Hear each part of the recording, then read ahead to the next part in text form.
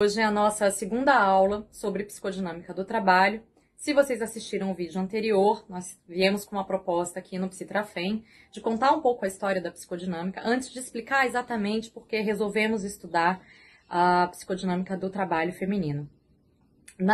No vídeo passado, na aula passada, eu falei para vocês do surgimento da psicodinâmica, expliquei da relação dela com a ergonomia da atividade, quem foi o professor que orientou, Christophe Dejour, e como que as áreas se tornaram irmãs, basicamente, né? Não filha uma da outra, mas são áreas muito parceiras. E hoje eu achei conveniente trazer para vocês conceitos fundamentais da psicodinâmica do trabalho. Então, quando nós estudamos psicodinâmica do trabalho, o que a gente estuda, né? O que é fundamental para começar os estudos nessa área?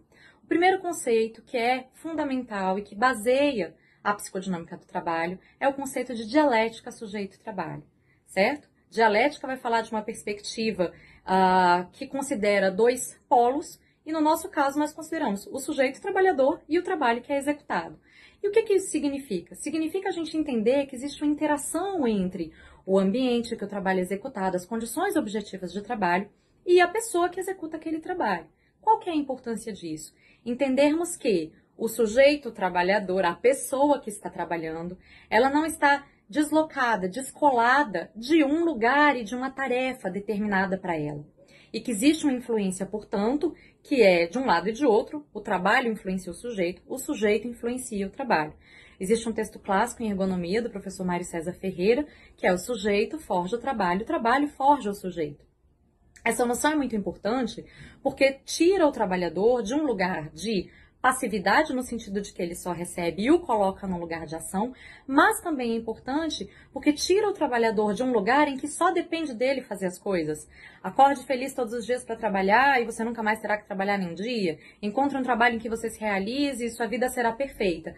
Não é tão simples assim. E lembrando que nós estamos falando de uma perspectiva ancorada no real do trabalho. Isso significa que o que é produzido em psicodinâmica do trabalho, em termos de teoria, é fundamentado em estudos, em prática e intervenções que acontecem em diferentes realidades de trabalho. Quando essa teoria começou a ser desenvolvida, quando essa abordagem teórico-metodológica começou a ser desenvolvida, ela foi desenvolvida com base em intervenções que já estavam acontecendo do médico, né, psicólogo psiquiatra, que é o Christophe Dejour, que desenvolveu a abordagem. Então, por mais que uma coisa que saia da cabeça de alguém tenha seu valor mesmo, neste caso específico, né, em tempos em que a gente fica discutindo teoria, prática, bom, essa teoria veio da prática, né, veio da prática dessa pessoa que estava lá no real. E no real desse trabalho, o Christophe Dejour observava, já vinha observando de antes da parceria com Alain Wisner, lá na ergonomia da atividade, mas ele observava a influência do trabalho na pessoa que estava trabalhando. E daí vem os principais conceitos lá no começo, né, que não são fundamentais teórico-metodologicamente, mas que ele vai apresentar, por exemplo, de loucura no trabalho. O trabalho pode enlouquecer a pessoa? Pode. A pessoa pode cometer suicídio por causa do trabalho? Pode. A pessoa pode achar que a vida dela não tem significado nenhum, exclusivamente em função do que ela está passando no trabalho? Pode. O trabalho pode ser fonte de prazer e de sofrimento, que são os dois próximos conceitos fundamentais. Nós temos uma ideia, principalmente no Brasil, de que trabalhar é sofrer. E quando a gente foge disso, é para dizer, mude o seu mindset e você pode ser feliz no trabalho. E não parece ser tão simples assim, porque condições objetivas do trabalho, contexto de trabalho, faz diferença na forma como a pessoa experimenta suas vivências, né? Na forma como ela declara, como ela se sente em função da atividade que ela está desenvolvendo. Então não é só, eu acordei de mau humor, ou se você mudar a forma de enxergar o copo meio cheio, meio vazio, então tudo vai ficar mais fácil. Não é assim. O que os estudos e as pesquisas indicam é que existem condições objetivas que levam as pessoas a se sentirem bem ou mal no trabalho, a experimentarem prazer ou sofrimento na atividade que estão desenvolvendo. Por que isso é importante? Para nós sairmos da ideia de que só depende do trabalhador ser feliz no trabalho. Não só depende dele, certo? As condições que nós vamos falar no próximo vídeo, porque não dá tempo da gente falar tudo aqui, existem condições objetivas que se referem a uma série de questões que vão ter impacto na forma como a pessoa experimenta o que é o trabalho para ela. Em função disso, compreende-se também que o trabalho é subjetivante. Nós nos tornamos quem nos tornamos como pessoas, nós nos tornamos os sujeitos que nos tornamos muito em função do trabalho que a gente faz. Eu sou psicóloga, talvez se eu fosse engenheira ou, não sei, médica, minha vivência, minha experiência com a realidade fosse ser outra. Porque o trabalho ele vai mediar a experiência que o indivíduo tem com a realidade. E muito importante, não é só o trabalho que nós executamos. Tenho 2 filhos, eles me veem trabalhando. A experiência deles com a realidade passa pelo trabalho que eu desenvolvo. Então, muito tempo atrás, quando saiu um estudo chamado Neurose das Telefonistas, identificou-se posteriormente que os filhos dessas telefonistas tinham questões próprias relacionadas ao trabalho que os pais desenvolviam. Eu gravei um vídeo lá no meu canal pessoal, que é o @antloga, falando sobre um livro que é A Corrosão do Caráter. E A Corrosão do Caráter, apesar de não ser um livro especificamente de psicodinâmica, mas lá no livro o Richard Sennett vai falar disso, de uma subjetividade que está sendo construída, né, para os filhos, por exemplo, dos executivos, que se refere a questões muito complicadas, por exemplo, como lidar com as questões de lealdade, de amizade, de fidelidade, né, num mundo que é líquido. Bom, então a gente fala desses conceitos de subjetivação no trabalho, das vivências de prazer e sofrimento. O que é uma vivência de prazer? É um sentimento de que o trabalho faz sentido. É um sentimento de liberdade, de sentir que você pode manifestar as suas aptidões e quem você é no trabalho. Obviamente não de maneira irrestrita, porque todo trabalho, ele cerceia. Não existe um trabalho ilimitado em que você pode fazer tudo. Existem várias condições, como eu já disse, objetivas que vão limitar. Mas é um trabalho que faz sentido para a pessoa que está trabalhando, que ela declara, eu gosto de fazer isso faz diferença na minha vida. E a que se refere o sofrimento no trabalho? Basicamente é uma vivência de falta de liberdade, de desgaste e de desgosto. O que é o desgosto? Eu não gosto disso que eu faço. Eu tenho que ir, mas não queria ir. Ou como tem um artigo muito clássico na área também, que é só de pensar em trabalhar, eu já fico de mau humor. É aquela sensação que acontece que alguns participantes das nossas pesquisas relatam, que faz a musiquinha do Fantástico no domingo, já me dá o desespero de pensar que amanhã eu tenho que ir para o trabalho. É uma falta de vontade de estar lá. E o desgaste no sentido de já ter lidado com muitas questões e ter tentado mediar essas questões sem ter obtido sucesso. Uma sensação de que tudo que eu fizer não vai ser bem sucedido. O trabalho vai ser um fracasso. Não se refere só a isso, gente. Mais na frente vai falar que tem pessoas que se sentem extremamente bem-sucedidas no trabalho, que objetivamente são muito bem-sucedidas, mas que também sofrem e também não tão bem. As coisas não são tão simples assim quanto parecem, mas a gente vai aprofundando aos poucos. Bom, para lidar com o sofrimento no trabalho, e o sofrimento pode ser de 2 modalidades, já vou falar, criativo, patogênico, para lidar com o sofrimento no trabalho, o trabalhador, a trabalhadora, a pessoa que está desenvolvendo a atividade, ela desenvolve estratégias de mobilização ou estratégias de defesa. Guardem isso, vamos voltar para o sofrimento criativo ou patogênico. Sofrimento criativo, ao lidar com os conflitos que aparecem, o indivíduo, a trabalhadora ou o trabalhador sofrem, porém, eles conseguem, dali, tirar algo que seja produtivo. Produtivo não só no sentido de produto, mas algo que faça sentido para ele, que permita transformar aquele sofrimento em algo que lhe seja benéfico.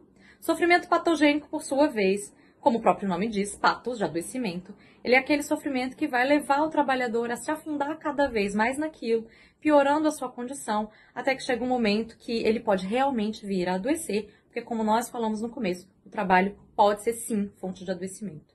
Para lidar com esse sofrimento que é experimentado no trabalho, existem 2 estratégias que são clássicas dentro desses conceitos fundamentais, que são as estratégias de mobilização coletiva e as estratégias de defesa.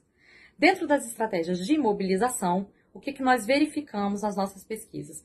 Basicamente que existem 2 questões, que é o espaço público de fala e a cooperação. O que é o espaço público de fala? É haver um lugar no trabalho em que o que gera mal-estar pode ser discutido, em que as questões, as incongruências, a problemática que acontece no trabalho, ela pode ser discutida. E o espaço público de cooperação é poder ter com quem contar no trabalho. Ele é o contrário do individualismo. Então, onde nós vemos contextos de trabalho extremamente individualistas, nós vemos também um aumento, um acréscimo nesse sofrimento no trabalho, diferente da cooperação. Lembrando que trabalhar em grupo, ter uma grande equipe, não significa necessariamente cooperação. Cooperação, ela seria o contrário daquela competitividade desmedida, que é uma coisa que é tão estimulada nas organizações hoje em dia. E, por sua vez, nós temos o outro tipo, né, de forma de lidar com o sofrimento, que são as estratégias defensivas.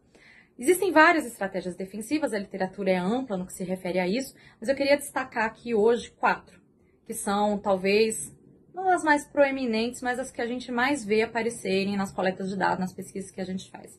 A primeira é a negação. Sabe quando um problema está acontecendo e você vê que aquela pessoa no trabalho está com um problema e ela diz assim, não, mas tá tudo bem, tá tudo certo. Não, na verdade isso não acontece desse jeito.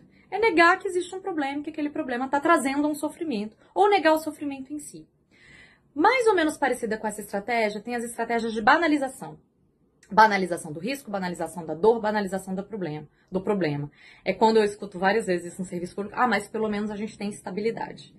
Tá acontecendo um desmonte, mas pelo menos a gente tem estabilidade. Ou as pessoas que estão em empresas privadas costumam dizer com frequência, mas pelo menos a gente tem emprego, mas o chefe de fulano é pior. Isso aqui não é nada, né? Isso aqui é um sofrimentozinho. Nos estudos clássicos lá da psicodinâmica, o de Jure, inclusive, identifica banalização de riscos para a vida dos trabalhadores, especialmente na construção civil. Nos próximos vídeos eu vou falar desses estudos clássicos, dessas práticas que foram identificadas de banalização. Uma outra estratégia é a racionalização, que existe um sofrimento que está posto, a pessoa está ali mal, mas ela começa a trazer isso para o racional. Por exemplo, eu preciso desse emprego, esse emprego paga as minhas contas, é o meu salário, eu não tenho formação suficiente para estar em outro lugar. Numa tentativa de dirimir o sofrimento, de dizer que o sofrimento não é assim tão grave ou que ele pode ser suportado. E por fim, uma estratégia que tem sido muito utilizada e que, na verdade, nos estudos mais recentes, ela já aparece como ideologia defensiva, que é o cinismo. O que é o cinismo? É você verificar a contradição e negar o contraditório. É você ver que alguma coisa está errada, como dizem meus alunos, você vê que algo de errado não está certo, mas não poder falar sobre isso. É a negação do contraditório. Então, quando a gente é cínico, né, ou quando alguém é cínico com a gente, o que é? Você vê que tem alguma coisa ali que não é daquele jeito, mas a pessoa se apresenta como se fosse.